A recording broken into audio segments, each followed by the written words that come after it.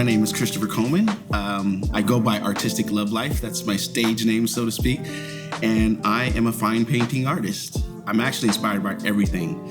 That's one of the things that I hold dear to myself as an artist, is to allow inspiration to come naturally, organically, and find it in anything that's around me. As you can see, I paint a variety of different things. I use different mediums. I'm trying out new techniques because there's just an infinite possibilities of things you can create. I was actually inspired during COVID. It was the time where I decided that I was gonna fully commit to the craft. Thankfully, I was able to procure some canvases through OfferUp and paint through OfferUp because all the retail stores were closed. I was scavenging for materials at the beginning, but once I was able to collect a bunch of different materials, I went gung-ho.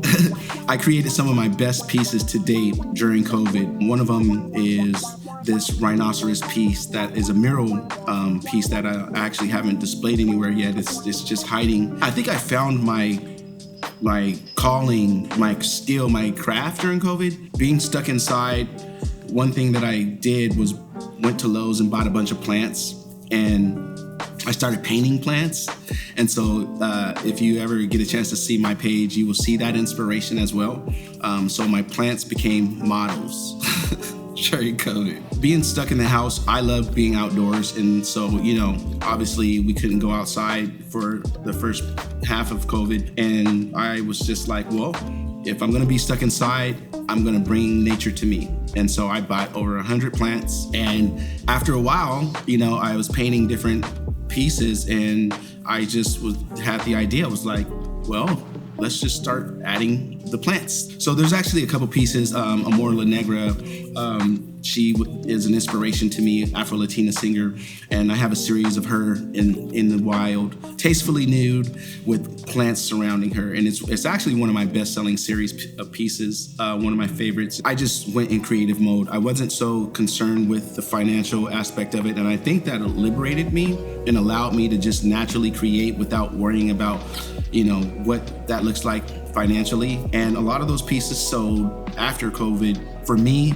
my funding comes from those who are inspired by my work and decide to take it home and make it a permanent fixture in their house. Malika here at Black Arts Love has been a resource to artists and vendors and craft individuals for years now, and to have her have a brick and mortar location and provide that same opportunity to the next level, it's phenomenal. My advice to up and coming artists in terms of looking for resources is look to your community, look for the sponsors, the people that are creating villages and communities surrounded by art.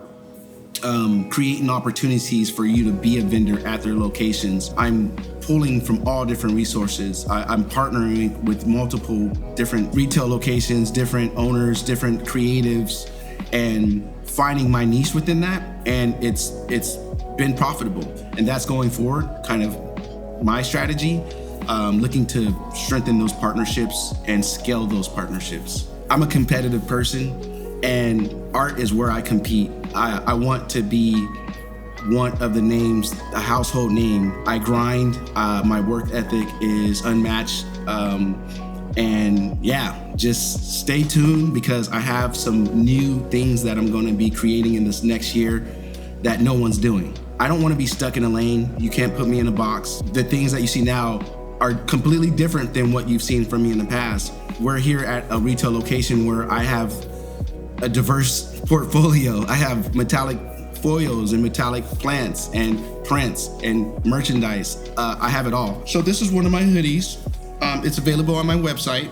Just look up the Knockout Champ. And it's Muhammad Ali versus George Foreman in Africa. It was a very highly acclaimed match.